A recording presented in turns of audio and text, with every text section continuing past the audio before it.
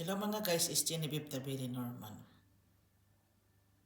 Guys, i-update ko kayo sa mga tanim ko dahil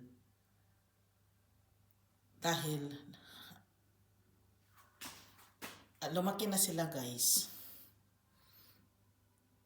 Lumaki na sila. Dito lang muna sila sa ilalim. Yan. Dito na lang muna sila sa ilalim dahil maginaw pa talaga sa labas. I am really fighting a lot of growing them. Hindi nyo kasi alam. Pinaalam ko lang. Kung part sa buhay ko na I'm really fighting. Natural, yung pagkatao ko, yung love of my life, yung pamilya ko. Pangalawa, natural si God ay following Him kahit gaano kahirap. Ito guys, lumaki talaga sila dito lang talaga sila lumaki. Oo, may ebidensya naman ako. Lumaki na talaga sila guys, di ba? Oo. Maliit na lang naman sila noon kasi nagsidling ako. But now, they are growing. Hindi ko ito whole summer, hindi sila dito magtatagal. Yung iba pa nga nilagay ko, oh.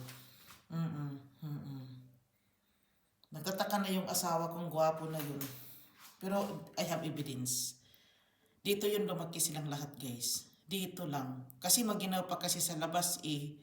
Baka kasi have miracles on me. Yung kamay ko. Tapos I really appreciating my hands to planting all of this. Every year talaga siya. Every year talaga ako nagtanim guys. Ano talaga yun sa akin, goal kasi yun sa akin, kailangan tumubo, bumunga, goal para whole year na siya. Whole year kasi ako magtatanim for once.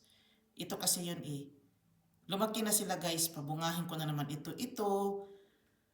Pwede namang makain itong pitchay ko. Pwede naman siya makain talaga kasi andyan na yung dahon lang naman siya eh. Lumaki na kasi siya eh. Pero itong kamatis, pabungahin po, there is fruits, tapos yung mga sili, yun. Guys, dito na lang ako. Maraming salamat. Bye.